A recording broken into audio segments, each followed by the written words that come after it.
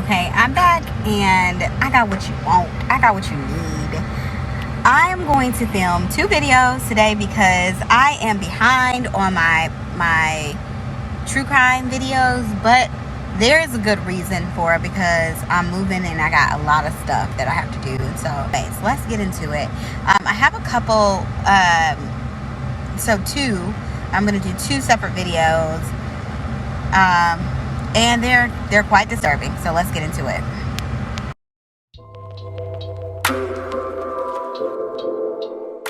So this first video I'm going to do is all about the victim because a lot of times when we cover true crime, we talk more about the victim and death and we give this celebrity to the killer.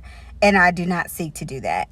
In everything that I do, I seek to bring honor to the victim's life as well as pointing out something specific. Each case I have a reason for doing them, and so we're going to get into it. This is about Tina Pitts, and she is a woman who came up missing in November of 2006, I believe, in Tulsa, Oklahoma.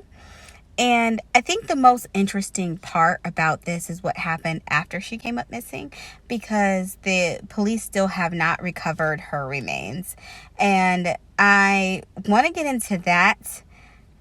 Police believe Pitts was actually last seen alive November 5th around 21st Street in Mingo in Tulsa. And there's a scripture I want to insert, which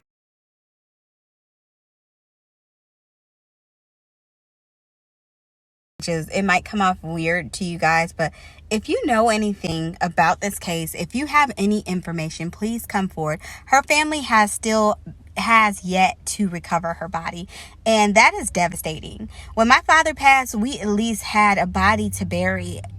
I cannot tell you how much closure that brought to us as a family to see him, because he just looked so peaceful, and we were able to put his body to rest, and that is an immense source of comfort for a family and that kind of need. So if you know anything about where her remains may be or where she is, please come forward if you know anything. And the reason I'm stressing this is because part of this case includes anonymous tips and notes that are just being deposited on the family's property.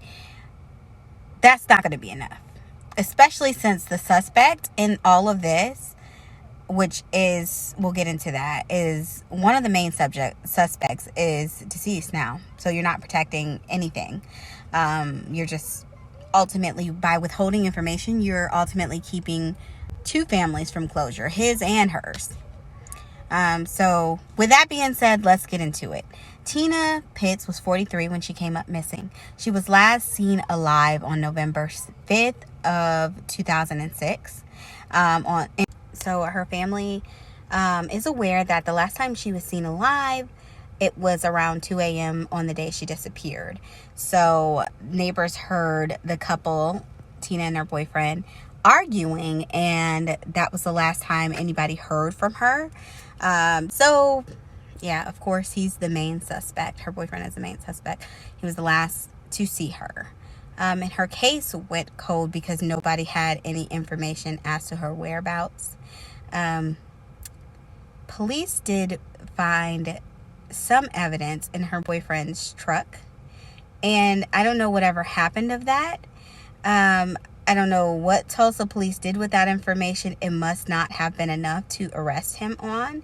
They keep saying that, like, in everything I read, and there's not a lot to read about this, guys, which is ridiculous because I think one of the most disturbing things about this case is that Alan Shields, Tina's ex-boyfriend, has been implicated in not only her death, but also the death of a witness in a rape case against him, who came up missing 4 days before she was scheduled, or she was set to testify against him in court. This definitely makes sense why people wouldn't come forward, because they would be afraid. I mean, if they were able to get to this woman, let's just say Alan had something to do with her disappearance, that would make perfect sense for why a person would be afraid to come forward with any information, because for fear of retaliation and no one protected that witness. And I do definitely understand that. But I think it's just really sad that Tina's family really have no answers. I just want to know where my baby is. I know she's deceased because she would never stay away from us like this. For 9 years, Edna Grayson and her family have searched for her youngest daughter, Tina Pitts. Edna is now 83 years old. She says she wants to live long enough to see justice for Tina. This information, scribbled on a napkin and left on her front door, has given Edna's family more hope than they have had in years. Everything is coming together. God is good. The note says to look under the newer part of the Shields guy's shop on Apache.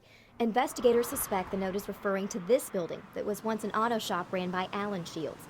Shields confessed to organizing the 2008 murder of Tulsa businessman and father Neil Sweeney. Shields committed suicide during a hostage standoff with police in 2011. He was also a person of interest in 2 other missing person cases, including that of Angie Tucker, a young mother who disappeared in 2007, just before she was scheduled to testify against Shields in a rape case. Homicide detectives say the tip could be credible because Shields was an associate of Tina Pitt's ex-boyfriend, and her ex has always been a person of interest in Tina's disappearance. That thought's been in my mind since the day my sister come up missing. She's not the only one. She's not the only one. There's Ray, there's Angela Tucker. Believe me, and the same name comes up with all of them, regardless of what nobody else think. Believe me, God knows, and God, it's time for it all to come out. Anyone with information that can help is asked to call Crime Stoppers at 918-596-COPS. You can remain anonymous, but the family says if you're not comfortable with that, you can stop by their home here at Cincinnati and 46th Street North and talk to them directly. Reporting from North Tulsa, Casey Roebuck, 2 News works for you.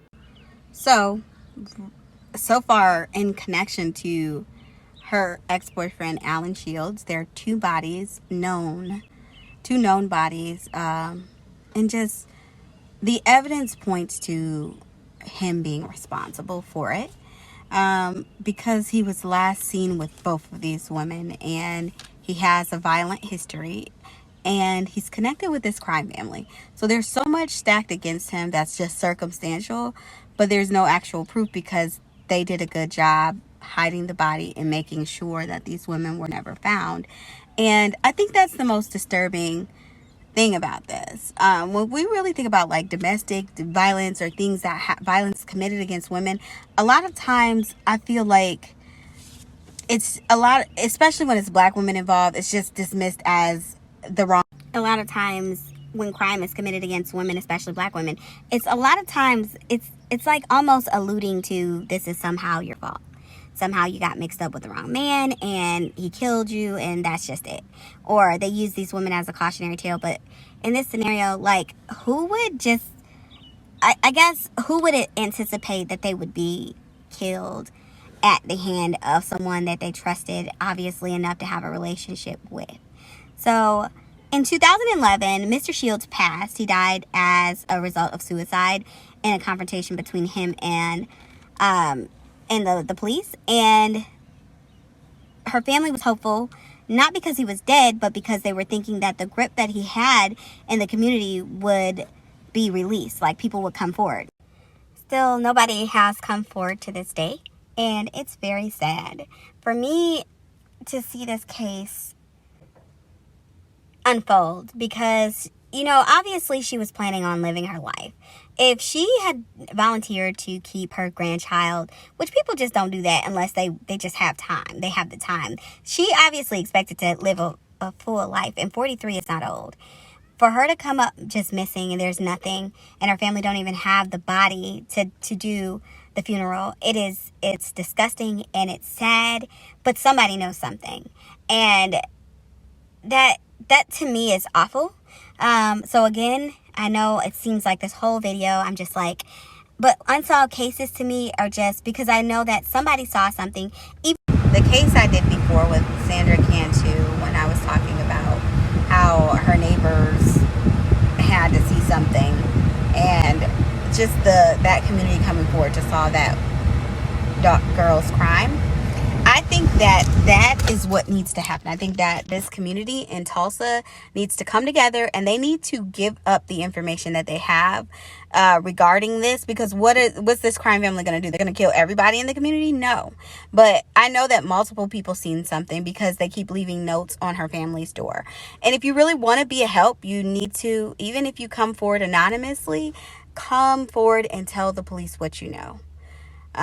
Because someone's life, someone's daughter, their mom, their grandmother is missing, and they don't even have a body to bury her. They don't even have that closure. So yeah, this also, I just think that unsolved cases are a lot of times information is just withheld. It is withheld because people are protecting themselves, obviously. Or it's either two things. I see this a lot where in unsolved cases, people know something, but they don't come forward because they're protecting themselves. But also what I see a lot in unsolved cases is that people know something and they just don't think it's a big enough clue to break a case, and they could be sitting on a piece of information that would help the police solve the entire thing. And even if they find that Simmons did do it, Shields did it, Allen, he did it, it's not going to hurt him because he's already passed away. So this was more for closure for her, and I wish that for every family. Also, I just think that unsolved cases are a lot of times information is just withheld. It is withheld because people are protecting themselves, obviously. Or it's either two things. I see this a lot where in unsolved cases, people know something, but they don't come forward because they're protecting themselves. But also what I see a lot in unsolved cases is that people know something and they just don't think it's a big enough clue to break a case, and they could be sitting on a piece of information that would help the police solve the entire thing. And even if they find that Simmons did do it, Shields did it, Allen, he did it, it's not going to hurt him because he's already passed away.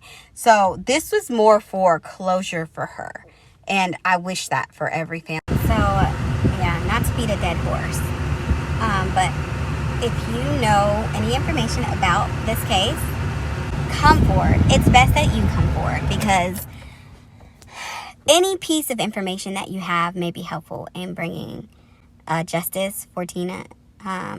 I feel for her family. Every year they have a birthday for her on her birthday, and she's not with them. You know, there's not a grave site they can go to. And that is immensely difficult. I can't imagine. We have a grave site for my father that we can go visit, but these people don't. So yeah, I wish them happiness. I wish them peace, Tina Pitt's family, because I don't know what that's like, but she came up missing, and we want to know, the community wants to know what happened.